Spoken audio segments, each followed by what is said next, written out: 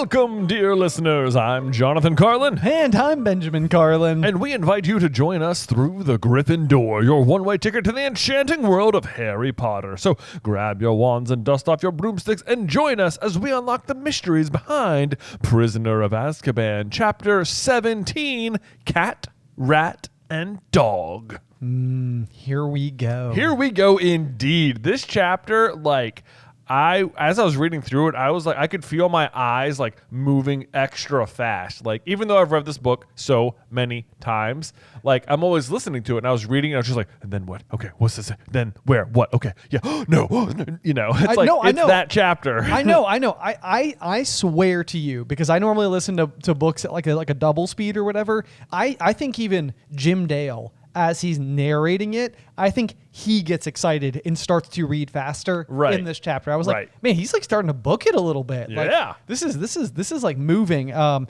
yeah, we are in what I would have to call, not just the meat of Prisoner of Azkaban, but like the filet mignon. The filet mignon, if you will. indeed. I mean, it's crazy because like you think like this chapter is nuts, but then the next chapter is also nuts. And then the next chapter is like, hey, what about time turners? And you're like, what? There's a whole extra twist at the end of this book? I know. It's, and I am like, it's so fascinating to me. And I can't tell if it's like the way that we're reading. I can't tell if it's like maybe just because like we're at like the climax of the story or whatever. But like, I know Prisoner is lots of people's favorite books. And it has always been like, in my hindsight, I've always, like a lot of times I will start my rereads just with Goblet because I'm like, I know what happens in 1, 2, and 3. Right. And I'm like, as I'm going through this, I'm like, this is so good. Yeah. Yeah. This chapter especially is where things, because like the rest of the book is just going to be sort of a little payoff after payoff after payoff, because the first 3 books especially, you can tell were like all written with each other in mind. Yeah.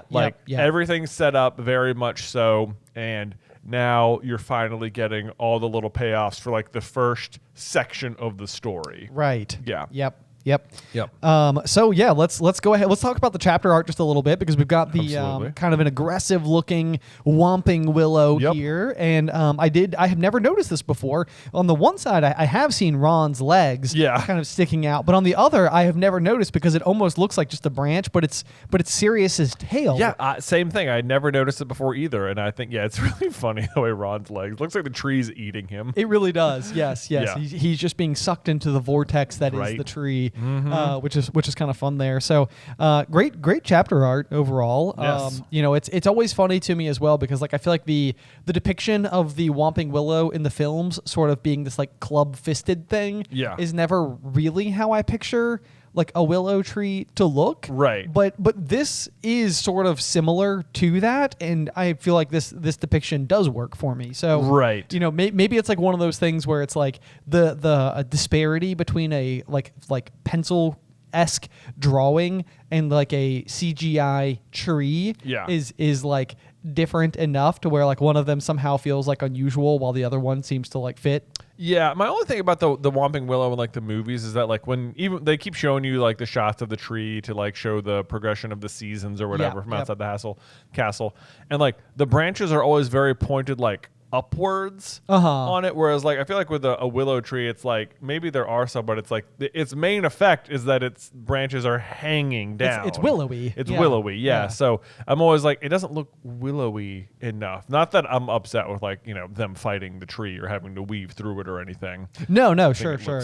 Yeah, there you go. So it ends up working out well. But anyway, so it's kind of neat as well that like this installment, because the Whomping Willow, that's another one where I think my mind will play tricks on me sometimes, and if it's been a while since I've done my reread, I will form the memory that the crashing Fort Anglia, even though it's obviously a Chamber of Secrets artifact, happens in Prisoner. Oh, right. It's like because the Whomping Willow ends up being so vital in book 3, but you're introduced to it at the beginning of book 2. Well, just that, which is another great example of like how the first 3 books are very written like with like a full mindset in mind, where it's like, oh we can. I know the tree is definitely there because it was part of Chamber of Secrets, right? But it's like actually it's a much bigger part of Prisoner of Azkaban, but you just get back to it and you're like, the Whomping Willow, of course, and that's good world building, because it's kind of like you just get introduced to it, and like you don't have like the primary reason that it exists yet, but it's coming. Right. Like it's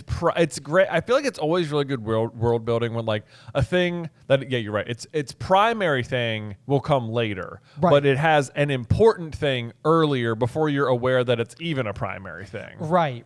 Yeah. Like it's the one like kind of small caveat I would have with this is like, it would almost be as if like Wormtail or Scabbers, rather, really specifically Scabbers, was described as missing the finger. Like that's only a detail that we get inside of this book. Oh, is it? I think so. Okay. I think so. Like, I don't think it's ever said that Scabbers is missing a finger before we get into Prisoner. Okay. We can fact check. I think so. I'm like, is it like when Harry meets him on the train or something? Right. Yeah, there's like a large fat rat who's missing a toe, and you're like, oh. Well, if that's the case, then that would be rather spectacular. But I feel like at the beginning of reading Prisoner, I looked this up and I was like, yeah, like this really is the first time we're given that detail. And I think a lot of times books will do that, where it's almost like, the author clearly like had a really good idea after getting through their first installment. They're like, oh yeah, by the way, there's this backstory and this thing happened, and now because of that backstory, we're gonna have that be like a vital part of the plot. Cool. Oh, that is present in this chapter as well. Yeah, and I'll get to it. Okay. Yeah. All right. When we get to it, but so let's see. Let's dive on into Cat, Rat, and Dog here. Yes. So coming out of the last chapter, they've of course heard the unmistakable sound of the swishing axe through the air, apparently beheading Buckbeak, which Buckbeak I guess made no sound upon dying. None. No shriek. No, nothing. Although now, I love the imagery here. It says the last rays of the setting sun were casting a bloody light over the long shadowed ground. Which, yikes! I know, bloody light. Which to me, it makes it sound like this is the sun setting on like Harry's, like the innocent childhood Harry has maybe come to know. Like, you know what? Yeah, Voldemort attacked. The Chamber of Secrets was open. But you know what? Nothing. He, the man himself, was not really back. You know? Yeah. Like, he was close. He was almost there a couple of times. But, like, nothing was really set in motion. Like, as of the sun going down, all that euphoria from the Quidditch World Cup, things are about to get a lot worse. Yeah. Yeah. No, it's true. Not the Quidditch World Cup. The Quidditch World Cup. The Quidditch Cup at Hogwarts. Yes, indeed. And even that, I think is, we even discussed it, I think, at the end of that chapter after Harry wins. But like, you're right. Like, it's kind of like the last good day that Harry gets to have before things get real. Yeah. Because I mean, like, Quidditch, I think, is a good representation of that in the series as a whole, because it's like, it's this thing that matters to Harry so much that he learns how to cast a Patronus so he can win Quidditch. Yeah. Versus like everything that's going to start to happen where it's like, when he's defying expectations going forward, it's usually like all oriented in the fight against Voldemort. I mean, granted, the Triwizard Tournament, we don't know the full context. That's like why he's in there, but it seems like the suspicions are whirling around like, how did his name get in the cup? How did this happen? Who is pulling the strings? Like, what is going on? It is interesting reading it like this, because I've always felt like the name Goblet of Fire has felt like sort of like a weird like title for the book, because you're like, what is the goblet barely is in it, Right. It's there for like a chapter and spits out his name, but it's like already now you can feel the setup. You're like, because of the prophecy. The prophecy is like Voldemort's coming back, which means you, the reader, kind of knows that it's Voldemort, and you're wondering like, how is it Voldemort? Right. Yeah. And it's like, what? And there's so many lines in the water for who it could be or how it could have happened, but it's man, sorry, I was just laughing at a joke someone made earlier at the office where they were suggesting that someone wrote like prank, like if Cedric wrote a prank name on their slip. Yeah. Like, the champion from Hogwarts is our hero fought McButts, And Cedric stands up and Cedric's like, oh, sorry, I didn't get in. My bad. It's me. Okay. He like walks past Dumbledore and lets out like a fake fire. We're gonna have fun. What a different version of Cedric than what we actually have. Right. That'd be fantastic. That does feel more like if Fred or George's name had come out. Yeah. Like, what did they actually write down? Right. Was it their real name or was it something silly? Was it something silly? Hopefully something silly. That would have been tremendous. But let's see. So they can hear, I guess, Hagrid howling with sadness, but that doesn't even make sense. It says, then behind them they heard a wild howling. Like, is it Hagrid? You know, because like Buckbeak didn't actually die, so is he crying out of happiness? Yeah, he is crying out of happiness. Okay. I think that what they're hearing, and because I was trying to compare the chapters with the time turner from later, just so I wanted to know how these two scenes were unfolding the same way, because I was also caught on the howling bit, and I was like, is he howling or is it something else? Yeah, like is that Sirius or no? It is Hagrid, and what you're hearing is him like howling for joy. He's basically saying like, "Oh, Buckbeak, you set yourself free!" Like, right? You know, because now from Hagrid's perspective, all he knows is that like everybody got to see Buckbeak outside. They know that Hagrid didn't let him go, so Hagrid isn't like attached to having like let a air quotes criminal free or anything like that, and so like once they walk outside, Buckbeak's gone. It's like, no, what is anybody to do? Yeah, and so that's why he's howling. Okay, but got it. There's misplaced context that's otherwise going on for for you, the reader. So this is one where it's like time turner shenanigans have begun. Yes. Or that even happened even in the last chapter. Time turner shenanigans had begun. True. Yep. More sunset imagery happening here. It says, by the time they reached open ground, darkness was settling like a spell around them. And that's like, I think it's nice because it's basically saying, like, I mean, it's talking about it getting darker, but it's like, it's basically what we just said. It's like darkness in terms of like, it's like Voldemort is settling around them. You're exactly right. Yeah. And I think this is especially ominous when you've got like, if you're reading this all in one go versus like the way that we do it, like a little broken up like this. But if you've just been sitting there reading and you've heard the prophecy from Trelawney that said like, that the reunite with his master, all that type of stuff going on, like that is the ominous cloud that is otherwise also hanging over the story from a first-time reader's perspective. Yeah.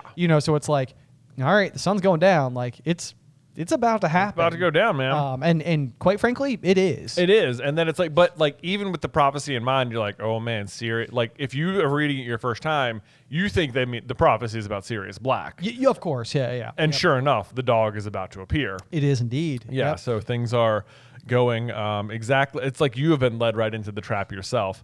Ron is still holding Scabbers. The rat is wriggling madly. Ouch, he bit me. And then you start to get like these tiny, tiny hints of like behavior about how like Sirius is acting versus how Peter is acting. So like Peter bites Ron here, and it's like, oh, it sounds like Scabbers is just going crazy, and you think it's because of Crookshanks, which I guess it sort of is, but it's like this is like Scabbers or Peter acting in a little bit more villainous, like he's doing damage. Just a little bit of damage. I mean, after all, his one redeeming characteristic before was that he bit Goyle. Yes, and now here he is biting Ron. Right. So I mean, by comparison standards, I mean that's an act of true evil. Exactly. If we were going to commend him for it, I know. I'm mostly just kidding. That's not an advanced analysis. I'm just bringing that detail back up because I always thought it was ridiculous. He bit Goyle for us that one time. Yeah. Heroic. Yeah. His one good thing. And then slinking toward them, his body low to the ground, wide yellow eyes glinting eerily in the darkness, was Crookshanks. Ooh. So Crookshanks is on the move. And you can just hear like Hermione what is going through her head in the last half an hour where she has found Scabbers. She has been absolved of Crookshanks' murder.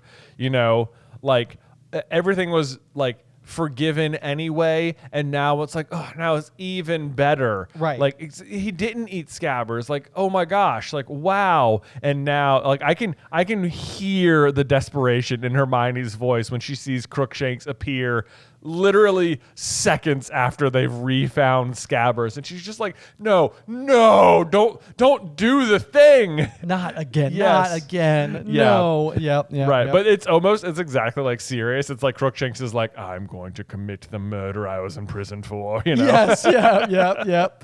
But yeah. So Ron, immediately upon having reunited with Scabbers, though, his dear passion for keeping Scabbers just healthy and alive. Oh, I know. Like just merges was right back with him. Like if anything, you almost felt like maybe like Ron didn't really care about Scabbers. He just felt like he had like grounds to be like mad at Hermione. Right. But like, nope, Scabbers is back, and he, like the Dumbledore is down there, Fudge is down there. You've got this guy with a silver glinting axe hanging out and everything, and then like Ron just throws off the invisibility cloak and goes pelting after his rat. Yeah, like I highlighted that. I was like, I'm almost surprised he cares enough at this point, because at this point, like, he's assumed Scabbers was dead. He's kind of gotten over it. He's forgiven Hermione, and now this rat just bit him and is like running away. It's like, dude, do you still care? I honestly, that's the thing. It's like, you've already mourned the loss of this thing. Like, he clearly doesn't want to be near you for some reason. Right. Like, at this point, now you have to face the fact that it wasn't Crookshanks. He just ran away from you. Yes, exactly. In a rather suspicious way. But no, it seems like it all comes right back. Even like the hatred of Crookshanks is right there, where like, he's like, Scabbers, come here. There was a loud thud. Gotcha. Get off, you stinking cat. Oh, and this chapter is so interesting for Hermione, because she seems like she like completely turns on Crookshanks for the length of the chapter. Yeah. Where she's just sort of like, gosh, I really, you know what? Me and Ron had that whole thing, and he was just totally right. Like, I am sorry, like, there's no denying it anymore. Like, come on. So that I think is interesting, because it's still going to turn out that she's more in the right about it. She is. Yep. Yeah. Yep, absolutely. So that's pretty interesting. But Ron amazingly manages to catch Scabbers in the grass.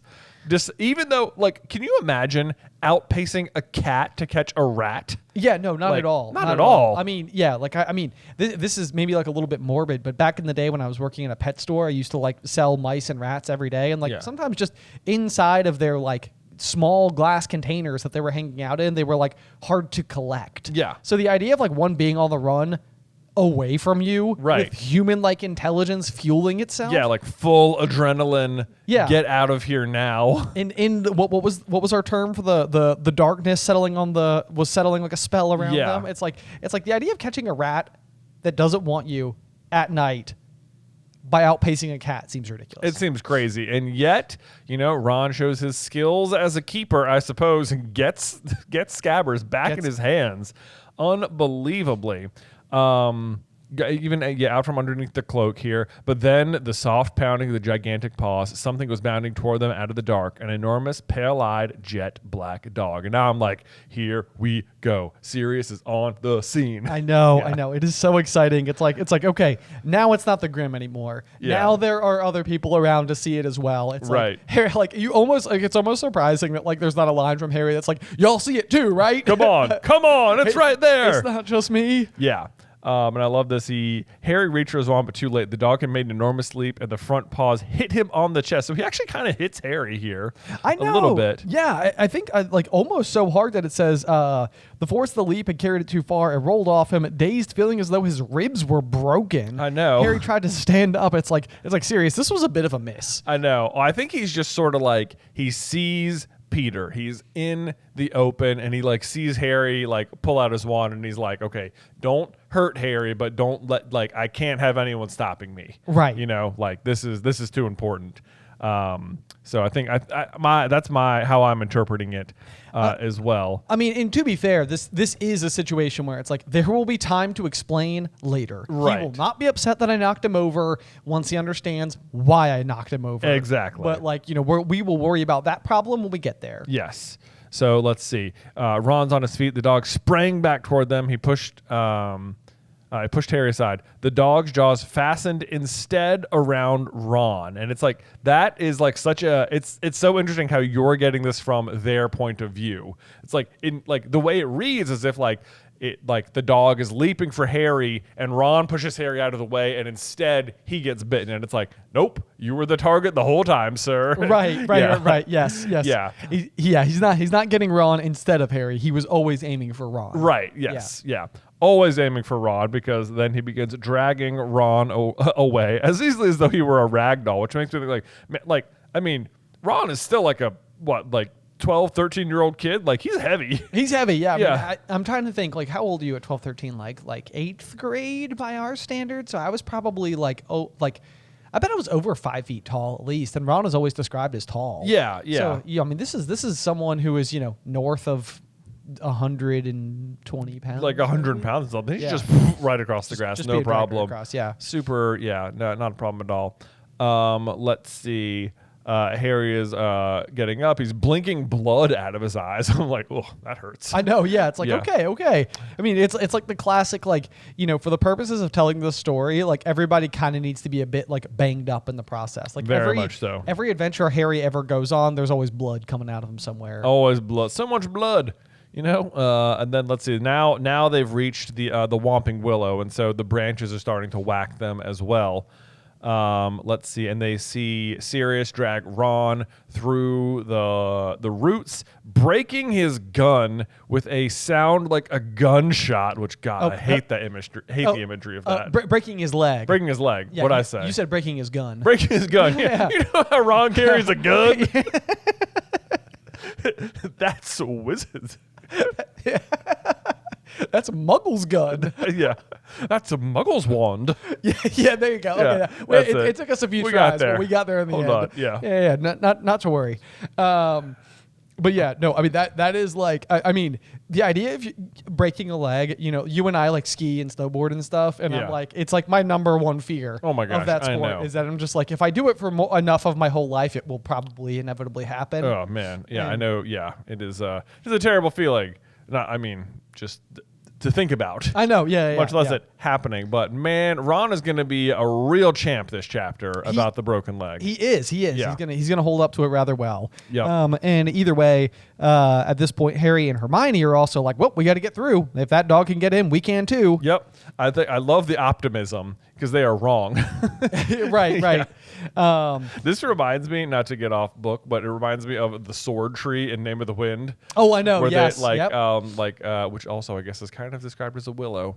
It is. But yeah, where Celian has to dive between the spinning blades of the sword tree to get to the middle, and she just does it. She just does it. I mean, maybe that's what's missing from the wizarding world, is that you need to have a greater appreciation for the random flow of the wind. Exactly, right? Yeah. If only Harry had been studying the wind, this wouldn't be a problem. Exactly. Right? Exactly. Jeez. Instead, he has to rely on a cat.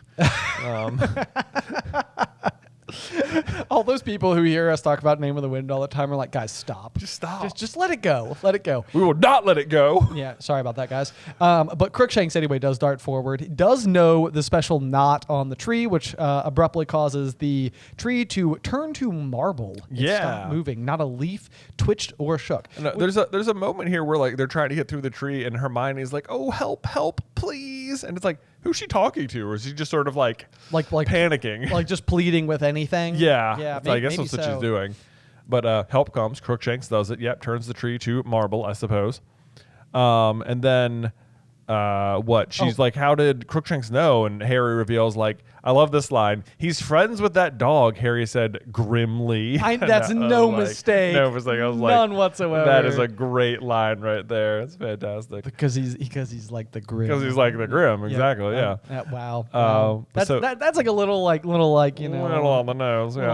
But so Harry follows Crookshanks into the tree, crawls through head first for some reason. Why not? Why not? I mean, it's like dark hole under a tree. What could possibly go wrong? Maybe. Yeah, it's like, Harry, what if that had been like a 10-foot drop, dude? Land straight on your face and die. Come on. That's what if Harry landed on his face and died? And Sirius is like, oh man, you gotta be kidding me. How could I have known he'd go through head first? It's the least likely way to enter. It's ridiculous. Oh man, I do have to tell you that there's almost nothing that I hate more about any of the Harry Potter movies than the depiction of this very scene, though, which is when like Harry and Hermione are like swinging back and forth on the Whomping Willow, and then they like let go at exactly the right moment and just like fling themselves through the hole. It is the goofiest scene. That scene in particular, you're right. It looks like it's like, for randomly in the middle of the movie, they're like, let's throw in a scene that'll look kind of like a bad 3D effect. Yeah. Like as if you're watching it in 3D and it's like, oh, almost got hit by Ron and or by Harry and Hermione. Yes, that's exactly it. Yeah, it's like, were you wearing your 3D glasses? Yeah, they make like a really funny face, like to camera, I think, Right. Yeah, it's just like, what's happening? Right. Yeah. Yeah. Oh man. Anyway, but so yeah, they get in there and they're basically sprinting along the passageway, which sounds like it is about as long as the one that leads to Honeyduke. So what do we decide? 50 minutes. 50 minutes. Yeah, they're like walking over a hunched chair. That sounds terrible. Honestly, it does sound, honestly, if you're Ron and you're just like, stop dragging me, I will just come with you. Ron's been dragged for 50 minutes by a dog with a broken leg. Yeah, like he's having a rough time. It's not been the best day for Ron. Not been the best day for Ron. Yeah. Let's see. We also get reminded, or like Hermione asks where the tunnel comes out, and Harry remembers it's marked on the Marauders map, but Fred and George said no one ever's gotten into it, which is just like nice setup from earlier. Yeah, like this was like it was established. This path was here. It's not randomly here. Fred and George mentioned it. It's another thing where it's like the map was mentioned. The passageways were mentioned. They talked about this one, but then he didn't use it. Exactly. Yeah. Exactly. Yep. So it's like even in this situation, like Harry doesn't have to be surprised. They're like, well, I wonder why this isn't on the map. It's like, no, it is. You just can't get to it because the Whomping Willow will whomp you. Will whomp you. Exactly.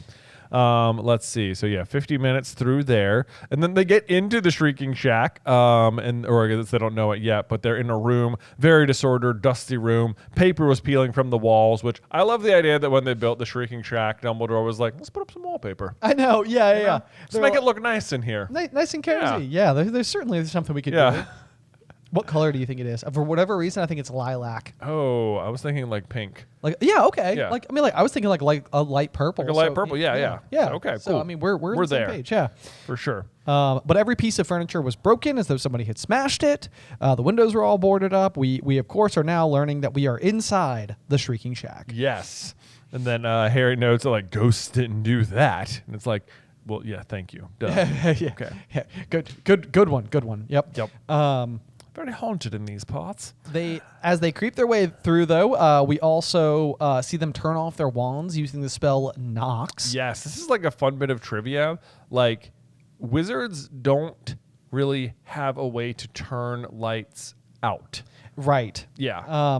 Like it's part of like what makes the Deluminator such like an unusually powerful piece of magic because it doesn't really exist many other places. It doesn't. Like, you might wonder, like, why does Dumbledore need the Deluminator? Why doesn't he just like cast a spell to turn the lights out? And it's like, they don't have a spell for that. They have Lumos and then they have Nox to turn off Lumos, but you couldn't just like Nox a light or something. Yep. Yeah. So you do need the Deluminator for something like that. I was going to say the other fun fact here, though, is that this is also the first ever usage of Nox. Oh, that is fun. First time we hear him say it. Yeah. Yep. And then just not to get too far off the tracks here, our theory for Dumbledore and the Deluminator is that within the Deluminator, what's powering it and turning off the lights is an Obscurus. Yes. Or a piece of one, possibly a piece of like Ariana, his sister. Because the only other time in Harry Potter where you see magic turning off the lights is when in Fantastic Beasts, the first movie, when you're getting the point of view from Credence in Obscurus form. In New York City. And as he goes past stuff, lights are turning off.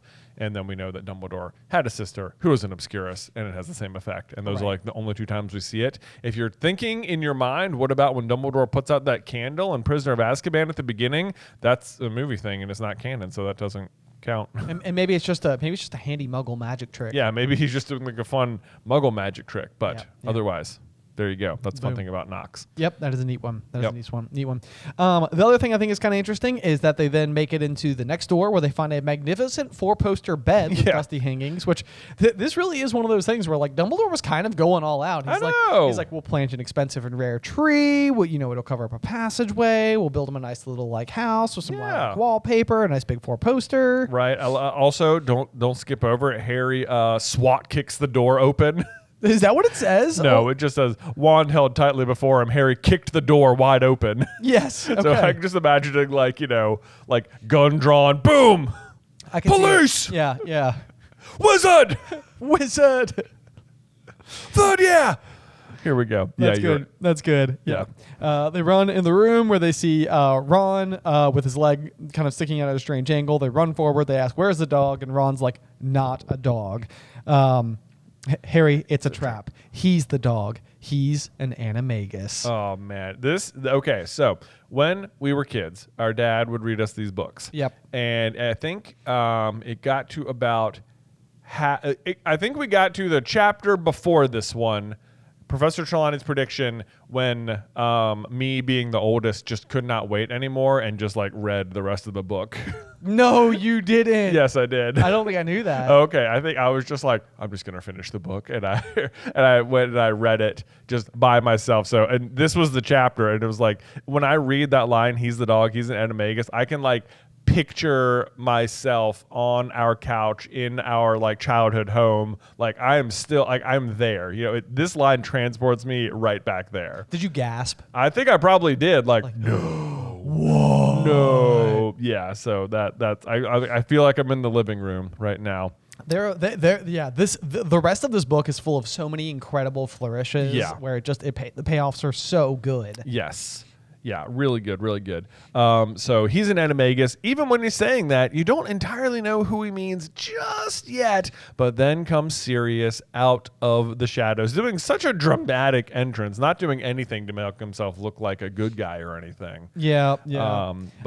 It's a little bit of both, because I think like whenever this is another one. Whenever I think back to it, I'm like, I always think Sirius comes across as like a little bit too harsh, given the fact that he's actually like an innocent man who's there like for, you know, kind of better intentions than we think. Yeah. But I mean, there's a few lines that I think come across less than good if you're serious, but like a lot of times it really does come down to like your interpretation, your perspective. Yeah. Because like if you're reading through the first time and you see his yellow teeth were bared in a grin, it was Sirius Black. Expelliarmus, he croaked, pointing Ron's wand at them. It's like, it sounds bad, but like also for Sirius, it's like, you know, he could be smiling because he's like, Harry, like, right. You know, it's like he's getting to like see him. Yes. You know, and even disarming them, it's like I think he's just trying to give like a moment to.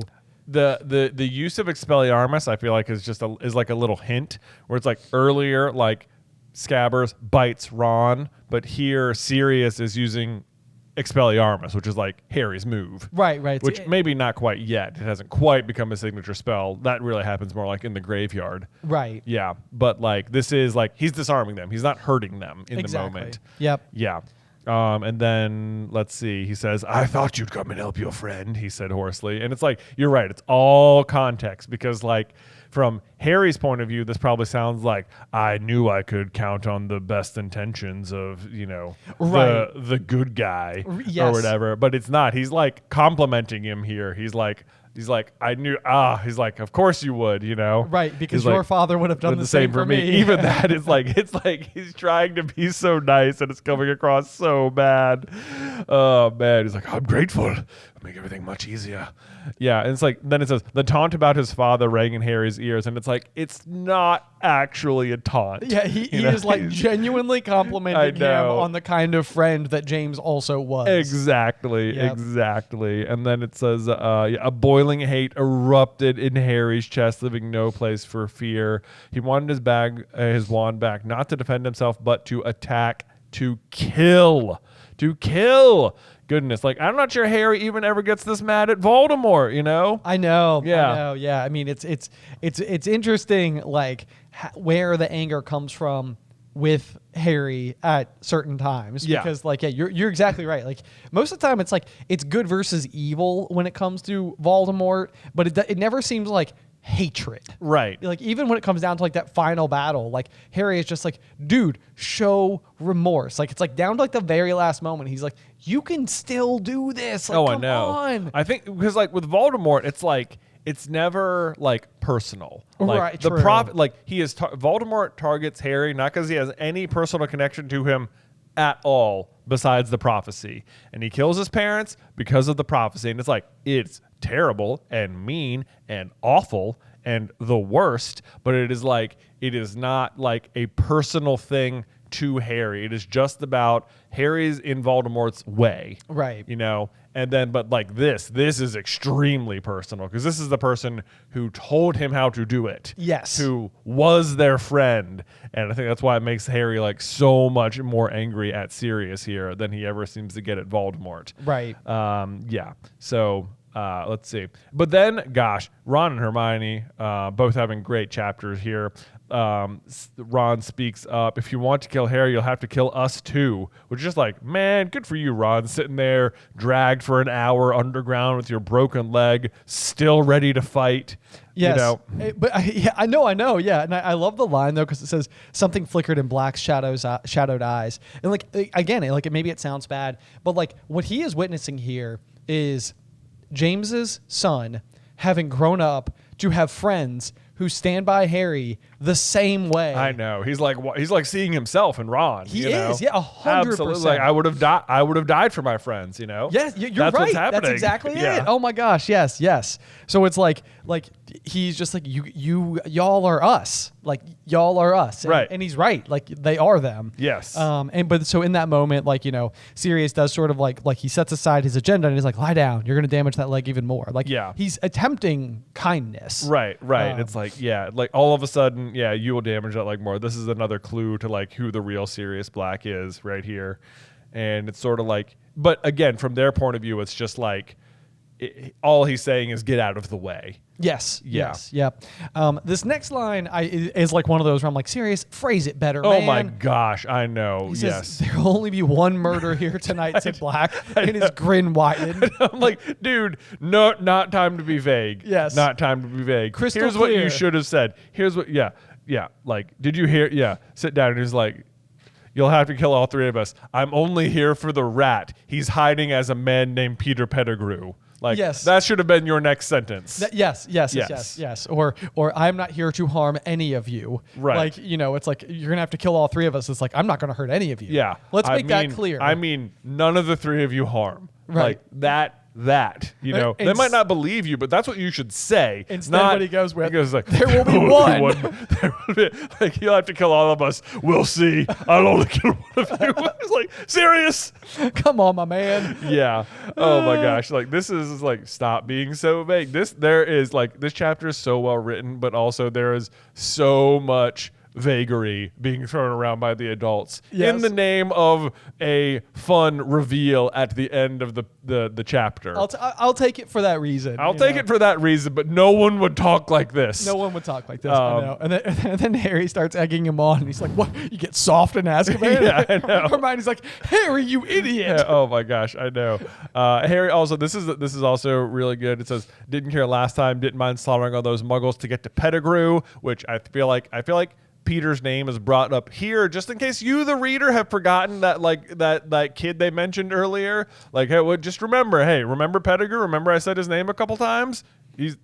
Don't forget it. No, I know. It's going to be really important in a few pages. And that is so it's so vital because it's like now we know who Peter is beyond the shadow of a doubt. Oh yeah. We all hate Peter. Yes. You know, but like so it's like, you know, it's impossible for me to even think of a scenario where anybody reading this book doesn't know exactly who Pettigrew is. Yeah. But I could even imagine like younger me being like, who is Pettigrew? I know, yeah, because like if you don't remember who Pettigrew is in the context of the story, that he's the one Sirius apparently killed, then the final line of the chapter isn't going to have the payoff. Exactly. So it's like, don't forget, remember that name. It happened earlier. Let me bring it up one more time.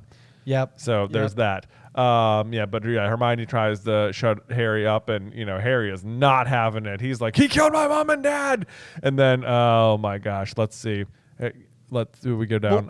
It's funny here because there's a line that I have highlighted. We just a few chapters ago we had a terrible Harry and Ron chapter. Yeah, and I know that like a lot of the feedback I thought it was really funny, and I think I even mentioned it in the following episode. But like we were just like, man, Ron and Harry, they're just 13. You know, it's like they're just idiots. Yeah. Like, you know, and I think somebody had like left a comment that was like, I love how like so many of the plot holes are like eloquently explained with like well-researched theories and backed by tons of evidence. Then other times it's just like they were 13. And it's like the hilarious thing is that this book even uses that exact line. He had forgotten about magic. He had forgotten that he was a short and skinny 13, whereas Black was a tall, full-grown man. It's like, yeah, he is still a 13-year-old. Yep. Lest we forget.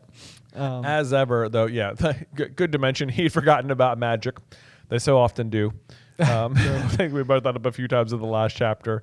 Let's see. And then this is interesting, too. It's like this chapter is all about like point of view, because Harry lunges at Sirius, and it says, perhaps it was the shock of Harry doing something so stupid, but Black didn't raise the wand in time. And it's like, that's what's happening from Harry's point of view, but like Sirius does not want to hurt Harry. Yes. And I think even in this instance, it's like, like if Sirius sees Harry like lunging at him, he's just going to sort of be like, I'm not going to hurt you. Like I understand you don't have all the information yet. And so, I'm about to get socked. Yeah. And he does. And he does. He gets like kicked and punched and yeah. The description is the knuckles of Harry's other hand collided with the side of Black's head. And I'm like, ugh. Like that just, it sounds like it hurts. Yeah, he punches him hard. And then it's like, Sirius finds himself like maybe overwhelmed by the three of them. And eventually like, it sounds bad, but it says Black's free hand had found Harry's throat. You can just see him just like, just stop, like I will explain. Like, right. Guys. Can you imagine though, like having made it this far and then the person you're actually trying to protect almost kills you? Oh my gosh. I know. It's like, you can see his like absolute frustration. But then it says Ron had thrown himself on Black's wand and Harry had a faint clatter. And it's like Ron is doing this with a broken leg. I know. Like if my leg was broken, that's all I'm moving probably for the next couple months. I'm not about to get in a fight with a convicted murderer 30 minutes later. Hard agree. Right? Yeah. I'm me and you, same page. Yeah. There we go. Yeah. If my leg is broken, I'm no good. Yeah. Just count me out for this one, y'all. Yep. You know what? Yep. That's about it. So let's see though. But they finally get the wand out of Sirius's hands, and he's sitting on the ground, and Harry is pointing the wand at him, and he says, "Going to kill me, Harry." And this scene reminds me so much of the Draco and Dumbledore scene. Yes. Like I books wrote later. the same thing. Yeah, it is a very similar situation. Like Harry is sitting there, he has a decision. Is he going to kill this person? And, he's kind of pleading with him, and the moment is here. No one is going to stop you. He tells him, you killed my parents. Sirius continues to say the worst things in response. He says, I don't deny it. Yes. Dude, shut up. I highlighted it. I said, Sirius, pick your words better. I know. I don't deny it. Dude. What are you saying? He's like, oh my gosh, Sirius. Yeah. But that being said, I do think Sirius does understand Harry reasonably well. He says, you've got to listen to me. You'll regret it if you don't. You don't understand. And I do think that this is like one of those things where it's like Sirius is like, eventually you're going to discover, like if you kill me right now, eventually you're going to discover the whole story and you're going to be really upset with yourself. Yeah. And he's right. That is exactly what would happen. But this is, of course, just, this is also someone pleading for their life, and it just seems like I'll say anything. That's true. That's true. Right. Yep. And then let's see. So then Harry's like, you've never heard her. You never heard my mom trying to stop Voldemort killing me. And you did that. You did it. And it's like, oh, gosh, you can just feel Harry's pain coming off the page. I know. It's like that. Oh, boy, it hurts. It hurts. And then Crookshanks jumps on Sirius's lap and is starting to protect him. Like Hermione gives a dry sob. But it's like, you can just, Hermione's got to be feeling terrible about buying Crookshanks just now in this particular moment. She is like, oh, what have I done? Right. Yeah. My cat is actively protecting a convicted murderer. Yeah. Do you think at all does any of this help rein you back to the idea that Crookshanks once belonged to the Potters? Absolutely, it does. There's a sentence here where it says, if Black wanted, it says, so as Harry's like, so what if you had to kill the cat too? He was, if he was prepared to die trying to protect Black, that wasn't Harry's business. If Black wanted to save it, then only proved he cared more for Crookshanks than for Harry's parents. And I'm like, they're all mentioned in the same sentence right here, Right. And I'm like, nope. Crookshanks cares because it knew your parents, Harry. Even the idea that Crookshanks would be like being like, Harry, no, this is not what they would have wanted. Like, I know more than you know. Right. It's like, because I think on some level it's like, yes, it's a very smart cat. And it's like, sometimes that doesn't feel like enough to me. Yeah. It's like how good of a judge of character is Crookshanks. Right. And it's like, it helps me a little bit more with this situation of Crookshanks knows the people involved. Right. And is like, nope, this is your parents' friend. Like, right. I know that. You don't know that. I know you don't know that. I'm not going to let you hit him. Right.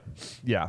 So let's see. So Harry raised the wand. Now was the moment to do it. Now was the moment to avenge his mother and father. He was going to kill Black. He had to kill Black. This was his chance. Yep. And then it says the seconds lengthened. And like that also very Draco and Dumbledore, where it's just like, yep. Draco and Dumbledore. Yep. Same. Yep. That's so funny. We have the exact same notes. I know. I mean, it's a very similar situation. It is a very similar situation. Yep. It's like, I guess in Draco's scenario, he is being forced to kill somebody that he doesn't want to kill. Right. And now Harry is not being forced to kill somebody he does want to kill. Yes. So it's a little inverse. It's a little inverse, but I think to me what it says is that neither of them are killers. Neither of them are killers. That's the takeaway. They both make the same decision in the end. Right. Like we talked about that in the Owlery last week. Like would Draco, or maybe it was just the review question, but like would Draco have accepted the protection? And it's like, or what if the Death Eaters hadn't shown up? Would Draco have taken the protection? And it's like, I think so. Yeah. I think had he had there. more time. Yeah. Also the mentioning of the seconds lengthening also just feels a little time turnery. Like I'm not sure if that's like a little time joke there. I could see it. Yeah. 100%. Yep. Absolutely. Yep. Okay. And then this one, I was like, this I want to hear your thoughts on this. Okay. So Lupin, slams the door open downstairs. Hermione screams, we're up here. Harry still hasn't made the decision. It says, Black Man has started a movement that almost dislodged Crookshanks. Harry gripped his wand convulsively. Do it now, said a voice in his head. All right.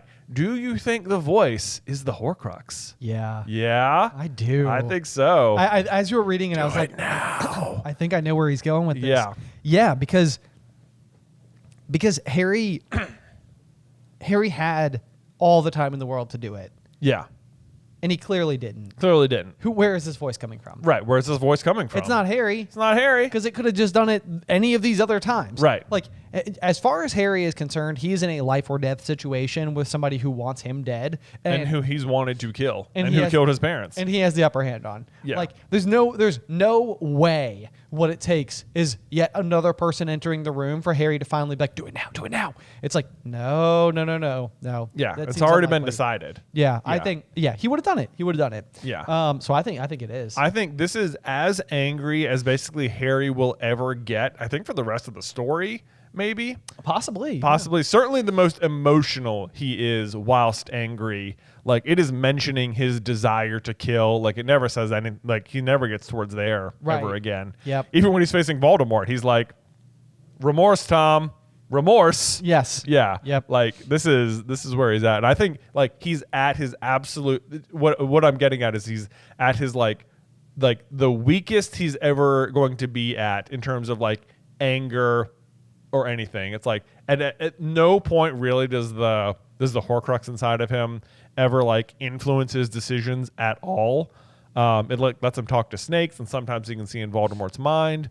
But never does it like influence him. And I think this is the like single moment it is able to send any message to him, and it is still worthless. Worthless. Still lands on deaf ears. Yep. Even though it is asking him to do something Harry himself thinks he wants to do. Right. Yeah. Yep. But so pure is Harry that he does not. His goodness still overpowers it. Yeah. Yep. Because it says, but the footsteps were thundering up the stairs and Harry still hadn't done it. Yeah. And sure enough, then Lupin comes barreling in, shouts Expelliarmus. Harry's wand flows out of his hand once again. Lupin catches all three of them deftly. I just like that description. Yeah. Look at Lupin. Oh, wow. Hey. I didn't realize he was an athlete. Yeah, look at this guy. Look at this guy. Oh, man. Love that. And so Harry stood there feeling suddenly empty. He hadn't done it. Good call, Harry. Good call. Yep. Hands out. Yep. He hadn't done it. His nerve had failed him, and I highlighted that, and I was like, no, his nerve didn't fail him. His instincts just won out. His instincts, yes, yeah. What's the opposite of failing him? Like persevered. Yeah, persevered. Yeah. And now it's Lupin's turn to be the vague master McVagester, where he comes in and says, "Where is he, Sirius?" And it's like, dude, just say, "Where's Peter?" Just say, "Where's Peter?" I know. Why are you saying he? Why are you being all vague about it, dude? Yeah. And he's going to continue to do this for the rest of the chapter in extremely infuriating fashion. Yes. Yes. But who was Lupin talking about? Indeed, Harry. Indeed. Black's face is quite expressionless. Then very slowly he raised an empty hand and pointed it straight at Ron. And this is like, I'm not sure what you're supposed to think in this moment. Like, wait, was Ron in on something here? Yes. I actually feel like there's a mild missed opportunity here to have not had Ron be more adversarial throughout this book. Right. To like where it's like, you're like, is it Ron? Like, right. is Ron the one? Like, and I suppose like Sirius gets in and like attacks Ron's bed. So like, there's like the one instance where like something Sirius related was directly attached to Ron. Mm-hmm. But like at no point has the book made us suspicious that like Ron could be like double crossing. Yeah. So it's like, and even the way that like, the rest of that sentence goes, it says, he raised his empty hand and pointed it straight at Ron, mystified. Harry glanced around at Ron, who looked bewildered. Me? So it even seems like in the same sentence, it's kind of like everybody's like, Ron? I know. Like, what do you like it's not a misdirect at all. Everybody's just like, Ron? What? I know. Especially like because like it's not like Lupin would need to ask where Ron is. True. Like, yeah. Where is he? What do you mean he's right there? Ronald Weasley. Ron, the guy in the bed. Red hair. Broken leg. You've seen him. Yeah, so there's that. And then what's interesting here, Lupin is like working out like the truth like in the moment. So he says like, but then why hasn't he showed himself before now? Unless, as though he was seeing something beyond Black, something none of the rest could see. Unless he was the one. Unless you switched without telling me. Which means that Lupin has run from his office across the grounds through the Whomping Willow, through the whole like underground passage without really knowing the truth. Like he's seen Pettigrew on the map, but he hasn't like realized Sirius's innocence either. Yes, exactly. Yep. And I think look, what I wrote here was I was highlighting all over this page, but I was like, oh yeah, this whole situation probably is like the one detail of knowing that Peter is still alive. Like I basically have it like written like this probably clicks together for Lupin really quickly once you know everything. Yeah. Because like the last time you were ever around these people, this would have been like a really big decision. Like who was going to be the secret keeper for the Potters? Who betrayed who? And it's sort of like, wait a second. If Peter's still alive, like does that mean what I think it means? Right. Like, it's like, I mean, Lupin's very smart anyway. So it's like, but I do think like everything is like kind of coming together for him in real time because it's like, you normally can't, with the belief that Sirius had like blown up the city block, that Peter had been destroyed. There was no point in time for Lupin to have ever second guessed it. Right. Like the painting, the writing was on the wall. I mean, yeah, I mean, and I mean, it seems like he was even told that Sirius was the secret keeper. It seems like that's the known information. Right. Which, when you think about it, it's like, well, like, why would you know who the secret keeper is? Like, you shouldn't know. People shouldn't know. Right. Like, even that, it's like sort of good, planning on Sirius's part, except that Peter wasn't trustworthy. But it's like, I love his reaction, too, because it just feels like ever since it happened, like, it's been a thorn in Lupin's side. Like, how could Sirius have done it? Like, it seems like this whole time he's been like holding out like it can't have been true. It can't have been true. Like there were 50 witnesses and Peter's dead and Sirius is in Azkaban and he was their secret keeper and the Potters are dead, but it can't be true. But yeah, Lupin would have known this friendship so like firsthand, so intimately. Right. That he's like, it's like Sirius betrayed James. Right. Like there is nobody that Sirius loved more than James. Right. Like it makes no sense. Right. And it's like he makes this one realization, the fact that Peter's alive, and he's like, you swear.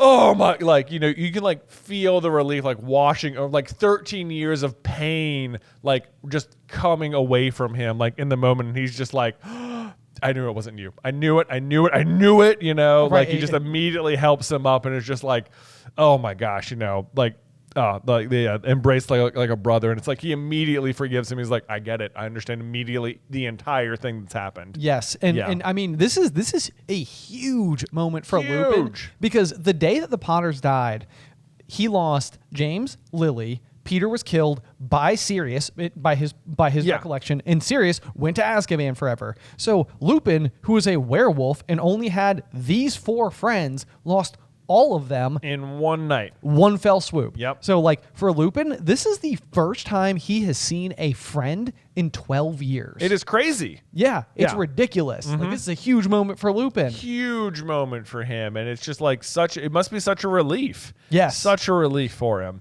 And of course, he's making all of these connections in his brain over the course of about a second. He doesn't understand everything fully yet, but he has got enough information to know that Sirius is innocent.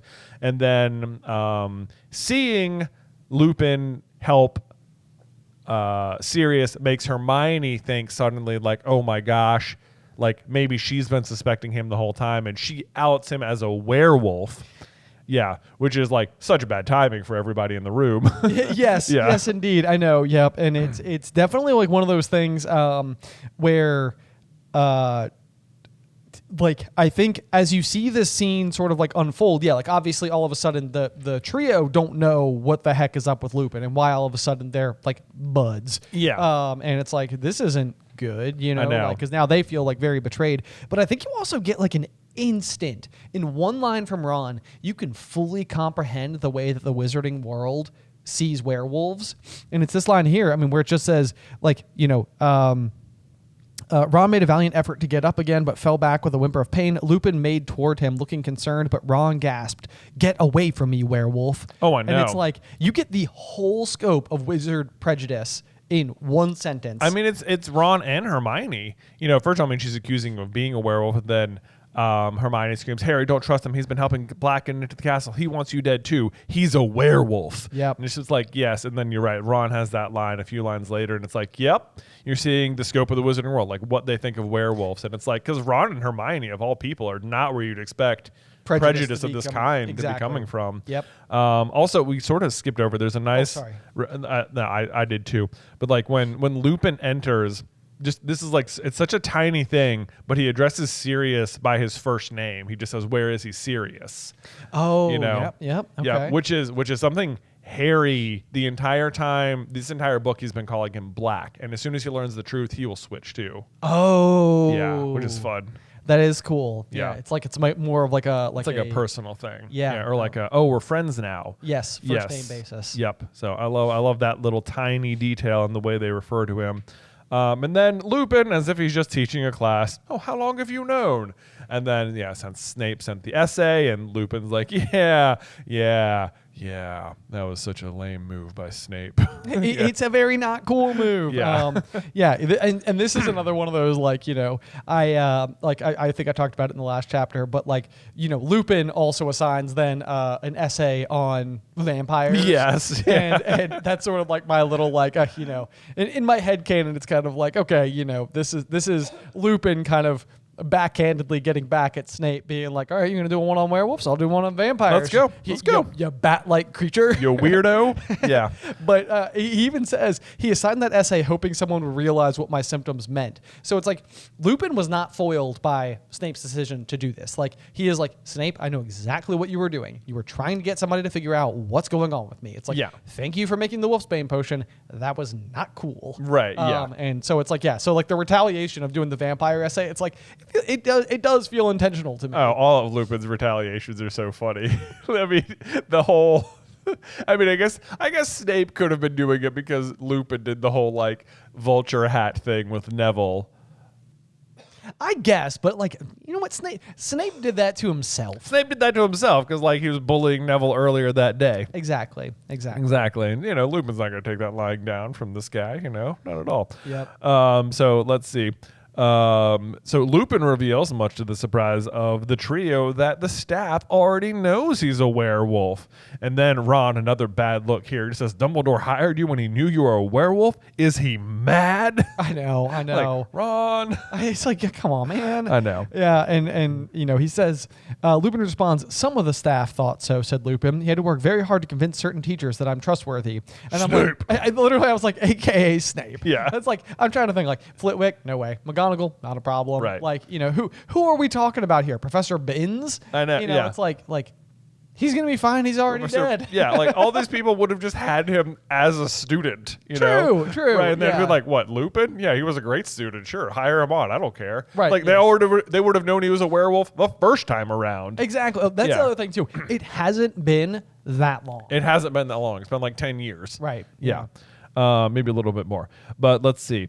So he keeps trying to read it. I have not been helping Sirius. If you'll give me a chance, I'll explain. Again, no one's mentioning that Peter is alive and in the room. Yep. That's going to be the thing. I have not been helping Sirius, comma. Maybe instead of saying if you'll give me a chance, I think you should say I have not been helping Sirius. There is Peter Pettigrew is alive and in the room with us. I know, yeah. So say it out loud. Say it out loud, people. But they don't do it. Yeah, they don't. Instead, Lupin decides to give them their wands back. You're armed. We're not. Now will you listen? Very good at negotiating the situation, Lupin is. Well, I mean, and to be fair, like Lupin knows that both him and Sirius are not threats now. And so it's kind of like, I mean, I guess worst case scenario is that the kids are just kids and they end up just like... I mean, worst case scenario is that Peter gets away. Well, that is the worst case scenario, truly. Yes, indeed. Yeah. But yeah, you're right. There is a remarkable source of calm here where Scabbers, this whole while, must be desperately attempting to get away. Oh, I know, right? So Ron, even while Ron is attacking Sirius and jumping on his leg, and like he's holding on to Scabbers the whole time. The whole time. Yeah. Yeah. I guess Crookshanks is in the room, so if he really escapes, Crookshanks is still going to go after him. For sure. So there's that. Sure. Yeah. But so they're trying to figure out like, how did you know where we were? And it says the map, the Marauders map. It was in my office examining it. I can't believe Sirius doesn't speak up, and he's like, "You've got the map." I know. Yeah. I know. It's like it feels like a good comical version of this scene unfolding. It's sort of like, no way, it's back. Yeah. Guess what happened with Snape earlier this year? Did it work? Did it work? And Lupin was like, I was there to see it. Like, no. Guys. Yeah. So that Harry says, you know how to work it. And this is great. I love this whole sequence. It's like, of course I know how to work it. I helped write it. I'm Mooney. That was my friend's nickname for me in school. And Harry's like suddenly like distracted by all of the others. Like, you wrote it? Just like, I love all of this. He's just like, yes, I know how to work. I made it. Yes. All good. Yes. We've met. Yeah.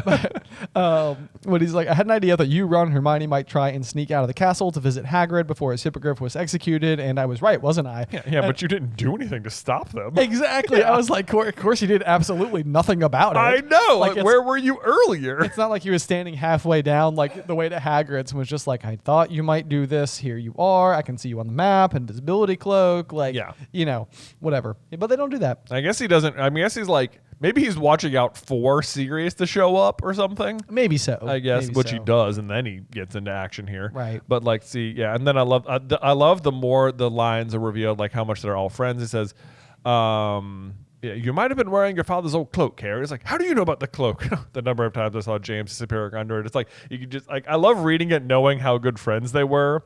That's so fun. The point is, and this is interesting, even if you're wearing an invisibility cloak, you show up on the Marauders map, this is what I was talking about earlier, where, like, to me, it seems like was it established in the concepts of the whole story that the invisibility cloak was a Deathly Hallow at this point? Because it feels like this is the sort of thing the cloak should be protecting against. It does. I agree completely. Like, it's like, I think the way that he phrases it, even if you're wearing an invisibility cloak, but he's not wearing just an invisibility cloak. He's wearing the invisibility cloak. Exactly. Now, I suppose, having said that, the caveat could be that maybe normally the cloak would protect you from being seen by like a map enchanted with the caveat being that the creator of the map was also the master of the cloak.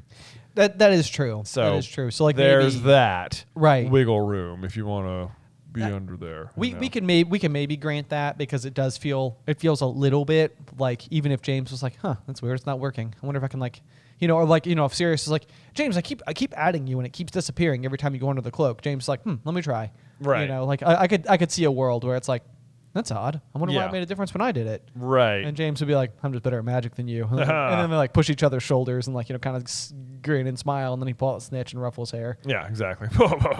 I'm James Potter. What fun. What fun. So, I don't know. There's that. It is surprising to me.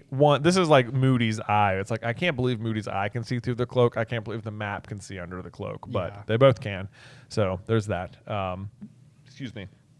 And then Lupin continues to be super vague. He says, I couldn't believe my eyes. I thought the map must be malfunctioning. How could he be with you? It's like, dude, stop being so vague. Just say Peter. How could Peter be with you? Right. He says, no one was with us. And then I saw another dot labeled Sirius Black. I saw him collide with you. I watched as he pulled 2 of you into the Whomping Willow. It's like, just say it, man. One of us, said Ron angrily. Which, you know what? Fair response, Ron. Fair response. Yeah. No, 2 of you.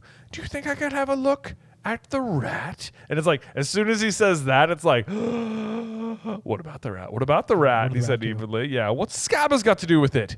Everything. And it's like, oh man, I highlighted everything in red. I was like, yes, very much everything. Yes. Yep. I mean, he is basically the fulcrum around which the entire story will pivot. Yes, it is. So Ron, I guess, is like totally okay. In the movie, Ron is like very like reluctant to hand Scabbers over. Here in the book, he's like, sure. right. Yeah, you can't possibly do more harm to him than I've already done to him. Yeah. I mean, look at the poor state of him. Yeah. Here we go. Let's see. What's my rat got to do with anything? He says, that's not a rat. What do you mean? No, he's not. He's a wizard, an animagus by the name of Peter Pettigrew. What? Peter Pettigrew? No way. No way. Oh, man. What a reveal. What a reveal about Peter Pettigrew. Of course, you don't know very much about Peter at all just yet, other than that he's supposed to be dead. And he's not. But now apparently you're like, wait, what? He's alive?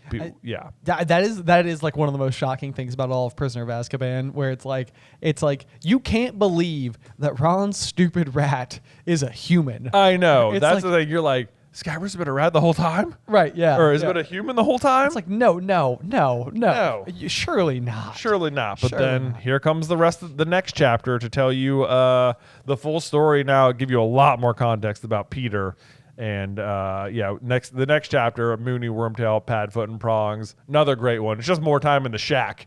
And now they're just like, these chapters always run together for me so much because it's like, oh, end up in the Shrieking Sack, and then there's some amount of explanation, then there's a ton of explanation, that Snape shows up at some point, then it all happens again because of the time turner. I know. When is happening? When? I know. Yeah. The end of this book is wild. Yeah. It is.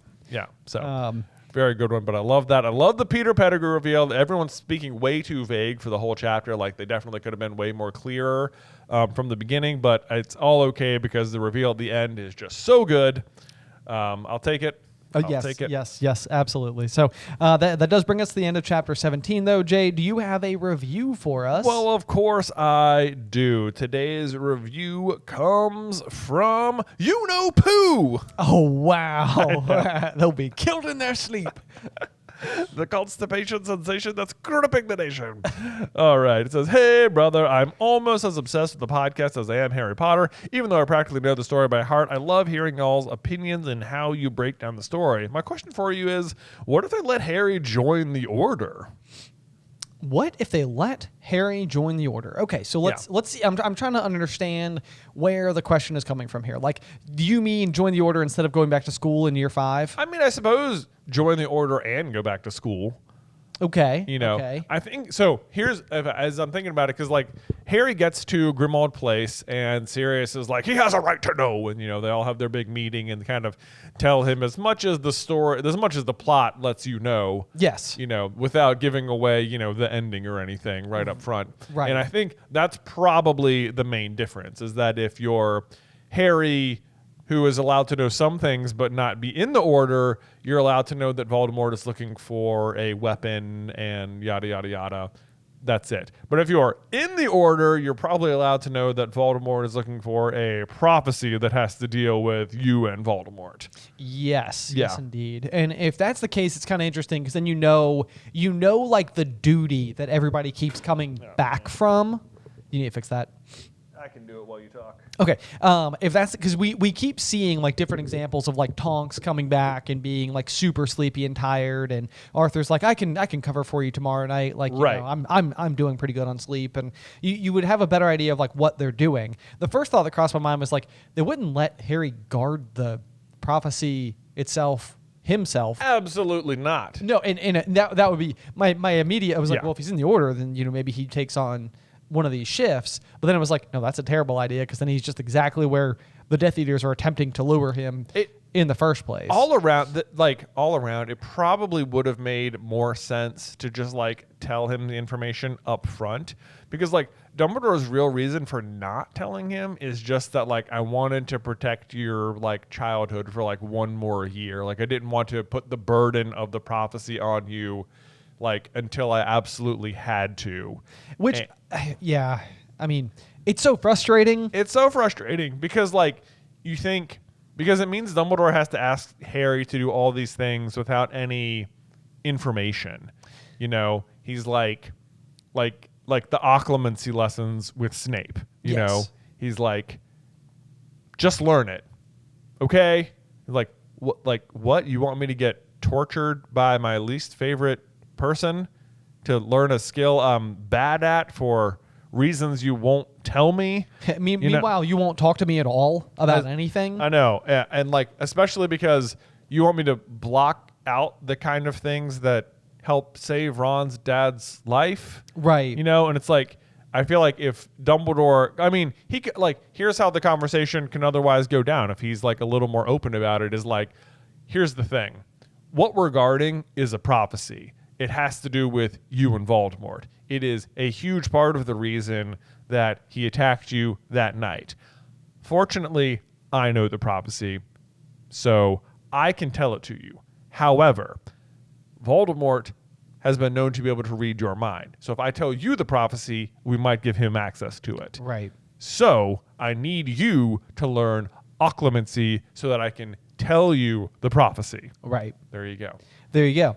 And I think that's part of like the issue, is that like, you know, Dumbledore's argument is like, you know, I want to give you more time to go live, you know, like have relationships, do the things that, you know, 15-year-olds are supposed to be doing, not focusing on like saving the world. And I think that like I don't just find that to be like convenient for plot sake. I mean, don't get me wrong, it is convenient for plot's sake. However, I do think it also fits with Dumbledore. Like, Dumbledore's the person who appreciates like candy and children's tales. It fits with love, Dumbledore. And, you know, it's like Dumbledore has known Harry since he was 11 properly, and he's seeing this boy who, against all odds, keeps defying all expectations. He keeps doing the right thing. He keeps being extremely brave in the face of like life-threatening danger, and he's just like, you just deserve what any kid is supposed to have. You're just supposed to get to go and enjoy being a kid. Right. But like, I think part of the problem is that like through year 5, Harry's not having a good go at things. He's not having a good go at things. Yeah, because one, he can't talk to Dumbledore, and Umbridge is ruining his life. Yes. And it's like, oh yeah, it's like,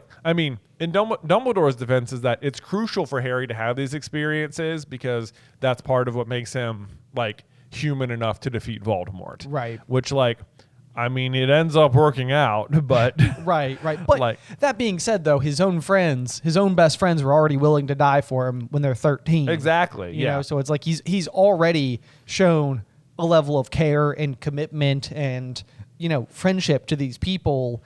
Like he has learned these things. Yeah. You know, I mean, and I don't know. I mean, it's really, after Goblet and after having his blood used to resurrect Voldemort, having witnessed Cedric be killed in the graveyard, having come back and been, you know, like one-on-one with Barty Crouch Jr., it's like, dude, his childhood set sail. oh, I know. You know, like, I know.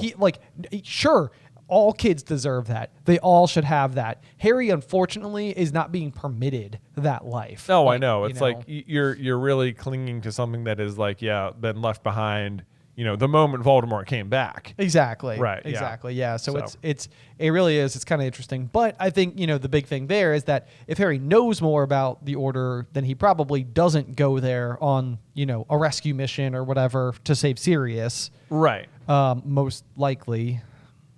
Hopefully. I know. It's like it depends on whether or not he like. Then the risk is that Harry is so curious about the prophecy that he just wants to go find out for himself. Maybe so. You know? Yeah, take something into his own hands. I mean, he would still have every right to be frustrated with Dumbledore throughout the course of the year if Dumbledore continues to not talk to him. Oh, I know. Like if he tells him like there is a prophecy, but I can't tell you, and then I also don't talk to you. I also don't talk to you. But I mean, that wouldn't seem like being inducted into the order. So I can't decide if in this particular what if is the idea that like Dumbledore doesn't use that tact and Dumbledore just starts training him sooner. It would seem a lot smarter because like at this point Dumbledore he should be looking into like Horcruxy things, right? At this point. Should be looking into it. Yeah, yes. Right, because it's in the summer after this year that he finds the ring. Yep. Yeah. I mean, I guess during this year he's like maybe dealing with a lot of like umbrage and sort of stuff, but like after he's ousted from the school, I think that's basically when his like real hunt begins. Yes. Yeah. I mean, you're exactly right. Like, it's like, I'm not going to go, as you say, quietly. Yeah. Right. He's like, oh, I don't want to go to Azkaban. I mean, I can get out, but like, why bother? I have other things I have things I need to do, rings that need finding and such, There's a chance that the plot unfolds in a more similar capacity. I'm trying to think if there's a scenario where like what they realize is that Harry is being lured to the Department of Mysteries and like they go on purpose.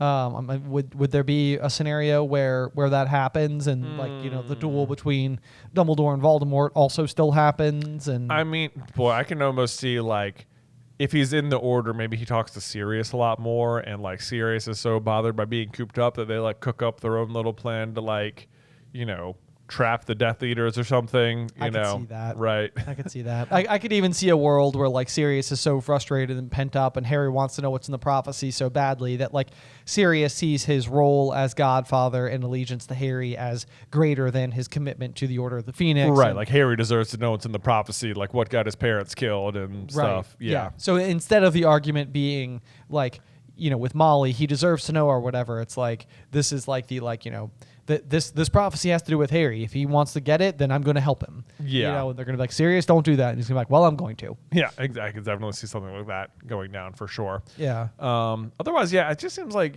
it feels like he could have just told him about the occlumency stuff earlier, and that would have like also allowed Dumbledore to talk to Harry more directly. Yeah, I think even Dumbledore regrets not teaching him occlumency himself at some point in time. So even that, I think, is like one of those areas where like Dumbledore's like, I may have made a mistake on that one. That was maybe like a bad call. Yeah. Yes, that is a mistake he admits openly. Or just like, there's got to be anyone else who can teach him. Truly. I mean, send Lupin in there. Send Lupin. Yeah. Why can't Lupin do it, man? What's he doing? I don't know. I feel like the best argument they have is that Snape is constantly having to maintain a degree of occlumency against Voldemort in particular, that it's like, who better to teach him? But it's like, but Snape hates Harry and Harry hates Snape. It's like, it's such a bad combination. I mean, you could like sort of see where Dumbledore's coming from, where he's just like, I've got all these people at my disposal, and this guy's basically like a 100, like a 1,000 out of 100 at occlumency. So like, I mean, I know they don't like each other, but certainly they can overcome that in the name of defeating Voldemort, right? Right? They'll put their differences aside. Of course. No. There's nothing Harry could have done about who his father was. Right. Snape will understand. He barely holds a grudge, Yeah, there's a whole chapter that's literally titled Snape's grudge. I know. Oh, I mean, Snape holds grudges worse than Edward of the whole book. Yes, indeed. Yep. Yeah. So I think it would be interesting. It probably would make for a slightly less frustrating. It'll be curious to see how our conversations going through Order of the Phoenix are for that entire year's worth of content. Basically, because of this exact question, like, what if they just told him? What if they just told him? I know. I mean, and I think that all of us, are sitting on the sideline screaming, like, somebody just talk to Harry, please. Yeah. Please tell him what's going on. Because here's the other thing that, like, really hurts Dumbledore's argument is that, like, even if Voldemort got the prophecy, so what? Like, it would have mattered before he attacked him the first time, but like now, it doesn't really change anything. Yeah. Even if he has the information, doesn't really change anything. The prophecy, it's like, it really is interesting that they keep regarding it as this like secret weapon, and all it is like a paragraph of words. Yeah. Like that he's missing. Yeah. Because what is the vital bit that he doesn't have? He doesn't have the bit that the Dark Lord will mark him as his equal. Okay. So, like, if he'd known that, he might not have attacked Harry as a baby because he'd be afraid of marking him as his equal. Okay. But that part's already been done at this point. Right. So that's true. Yeah, it's like the damage is already. Yeah. Maybe then he would realize that, like, Harry is his equal or something. But, like, even if Voldemort has the prophecy and the prophecy says Harry's his equal, like, Voldemort's arrogance is such that he would never believe that. True. You know? Yeah, like, I don't know. I mean, the real question is, like, is there a scenario where, like, Voldemort would have chosen to let somebody else attack Harry instead of himself if he had known the true contents of the prophecy? I mean, the prophecy says one must die at the hands of the other, so I don't think so. Well, I know. I mean, and that comes down to, like, the prophecy only matters as much as anybody places stock in it, and Dumbledore's whole thing is that, like, Voldemort places stock in it, so it's right. like, so it doesn't really matter whether you do, because he's going to keep trying to kill you. Exactly. Yeah. Which guarantees that one will die at the hand of the other. Right. Yeah. So it's an interesting what if, because I do think it would like satisfy, it would scratch an itch that so many of us have, which is like, tell Harry what is going on. Yeah. Like, he needs to know. He's not a child anymore. He doesn't get to be a child. Like, Voldemort has stolen that from him. Yes, it is a crime. Like, I'm not in favor of it. It's just true. Yeah. Yeah. And that's doesn't seem like it stops like the DA or anything, And it's like what does Dumbledore preserve by letting him do this? Like, he gets to date Cho for a day. For a day. Like, a whole day. I don't know. It's not like he's living it up out there. If anything, that's another one too, where it's like, if love is what he's supposed to be learning, it's unfortunate that like the Ginny plot doesn't unfold earlier. Yeah. Because really, I think Harry's love, like, and his ability to love is so dialed into friendships and not romantic partners. Like, it never feels to me like Harry's ability to love is something that is reflected in, like, his romantic life. Yeah. His ability to love is like, against all odds, in the face of, like, extreme danger. Like, there are plenty of people who'd be like, no way. Like, I mean, in part, like what he does with Ginny, where he's just basically like, we can't be together for this exact reason. But yeah, I mean, it's remarkable that Harry persists in every way. But yeah, I don't know. Yep. It's going to be a long Order of the Phoenix. It's good. I mean, it was always going to be. It was always. It's a frustrating book with Harry's wizard angst and Umbridge's just overt awfulness and but Dumbledore's poor decision making. I think it'll make for great episodes, though. It'll have us fired up. It will. Yeah. It will. But I think that's going to do it for us this week on Through the Griffin Door. Make sure you tune in next week, where it's another really fun chapter at the Shrieking Shack. Chapter 18, Moony, Wormtail, Padfoot, and Prongs, here on Through the Griffin Door. Today's episode was edited by Ethan Edghill. Vaishon Brandon does our art. Catherine Stein is our production manager, and the show is hosted by me and Jonathan Carlin.